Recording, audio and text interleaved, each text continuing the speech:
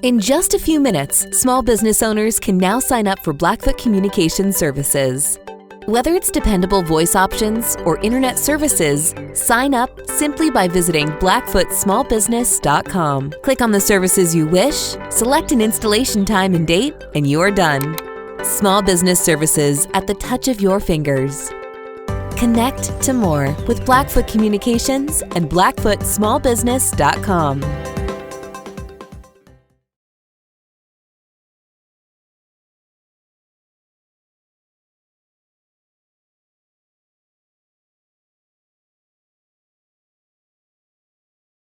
Join Town Pump's Pump It Up Rewards Plus program and never pay full price for fuel again. Save 5 cents on every gallon every day at any Town Pump across Montana. Plus, earn and redeem points on your favorite in-store items to get free stuff with our clubs. Stop in and pick up a rewards card. Download the Pump It Up Rewards Plus app today. Or visit townpump.com/rewards to register and start saving. Town Pump. Right down the road. Pump it up. Oh, yeah.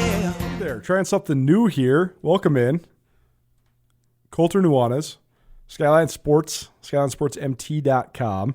If you've been following along, this is actually our 8th year at Skyline Sports, so fun to be here with you. Thanks for following along, reading all the content, engaging with all the stuff we do on social media, watching and listening, all that good stuff. Each week, we put out a story early in the week called The First Look, where we just look at who the Cats and the Grizz are playing each week. But we're going to do a little video element now for the players to watch section, because I think that's a little bit more engaging. I can tell you a little bit about each of the individuals that you might have your eye on. So we're going to start with this week's opponent for the Montana Grizzlies, Indiana State. They're located in Terre Haute, Indiana. It's about an hour from Indianapolis. I went to Indianapolis for the NCAA tournament a couple years ago and loved it. I thought it was such a great city. It's like Butte meets Philadelphia with a Midwestern and Southern zing. I thought it was such a great place. The people were so nice. I had so much fun while I was there. Indiana State, almost never thought of as a football school. Instead, almost always thought of as a basketball school, and more importantly, as the alma mater of Larry Bird. I just got done reading Larry Bird's biography and called Drive, which is from years and years ago. And I hadn't realized that Larry Bird was actually set to go to Indiana to play for the General, to play for Bobby Knight. And that was when Indiana was at the absolute height of their basketball powers. They had gone undefeated in 1976. But then Larry Bird suffered a tragedy. His father committed suicide, and it made him want to stay closer to French Lick, which is right by Terre Haute. Not as if Bloomington was that far away, but he ended up at Indiana State, and he ended up rising to become, arguably the greatest mid-major basketball player in the history of college basketball. Led Indiana State on to an undefeated run all the way to the 1979 National Championship game, which a lot of people think is sort of like, it's like before and after this game, right? This game changed the game of basketball forever. Probably the absolute peak of college basketball, but then Magic Johnson from Michigan State, Larry Bird from Indiana State going into the NBA, that fundamentally changed the world of the NBA forever as well, and certainly an impactful thing. But Indiana State, when it comes to football, has been okay. They're in the Missouri Valley Football Conference. They had a playoff team a couple years ago, had a really good running back then who was at least a semifinalist for the Walter Payton Award, I remember.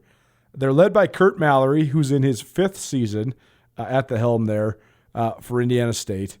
And this is his first head coaching job. He spent time bouncing around the Midwest, had a stint at Ball State, then he coached at Central Michigan, was the DB's coach at Indiana for a couple years, the DB's coach at Illinois for a couple years, then the co-defensive coordinator from 2007 through 2009 at Illinois, the DC at Akron in 2010. Then he coached defensive backs at Michigan for 4 seasons, Wyoming for a couple years, and then he got a head coaching job at Indiana State. So part of the Craig Bowl coaching tree. Indiana State has been okay. They went 0-11 his first year, but then they had that playoff team that I mentioned in 2018, 7-4 that year, and they've been kind of trying and sort of struggling to get over the hump since then. 5-7 in 2019, 5-6 in 2021, and they are 1-1 this year with a 17-14 win over North Alabama. to open up the season, and then a 56-0 loss in West Lafayette to Purdue. Here's a couple of players to watch from this Indiana State squad as a 2-0 Montana team heads across the country. This is going to be an Eastern time zone game, actually. So even though you think Terre Haute, Indiana is in the Midwest, it's actually in the Eastern time zone. So this game will kick at 11 a.m. Montana time, 1 p.m. local time. Some of the players to watch include Dante Hendrix, who's a 6'3", 210-pound redshirt senior wide receiver. He was Indiana State's only preseason all-conference selection on either side of the ball. He was a second-teamer in the Missouri Valley Football Conference a year ago, and he averaged almost 75 yards per game last year. So he's probably their top returning offensive weapon. They also have a San Diego State transfer at running back. And I think there's been a proliferation of San Diego State transfers at running back that have landed in the FCS because San Diego State has had such great running backs. I mean, truly top 100 type picks at running back for several years now. And Kagan Williams, he landed at Montana State recently, but suffered what is now being ruled a season-ending neck injury. We'll get to that later on as we're previewing the players to watch for Montana State's opponent, Oregon State, coming up. But Justin Dinka is another San Diego State transfer, and he plays for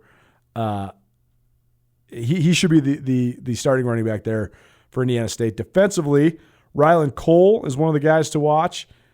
He had 2.5 tackles for loss and 2 interceptions against North Alabama, and he had 8 more tackles against Purdue. So his sophomore year is off to a great start. Indiana State also has a talented defensive line, which you'd expect from a Missouri Valley school. I don't know if they're going to be as good as South Dakota was a year ago, but the defensive line is led by Chris Reed Jr., who's a redshirt senior, 6'2", 245 pounds. The Sycamores 8 sacks through 2 games, so they do have a good pass rush. And Reed's leading the way right now, 2.5 sacks, which that total right now would lead the Big Sky Conference as well. So there you go. There's some of your players to watch for Indiana State. Montana plays at Indiana State on Saturday, 11 a.m. Mountain Standard Time kickoff, 1 p.m. local time, Eastern time zone there in Terre Haute, Indiana. Thanks for watching. SkylineSportsMT.com. This is our players to watch as part of our first look. We'll do this each week. Thanks for hanging out.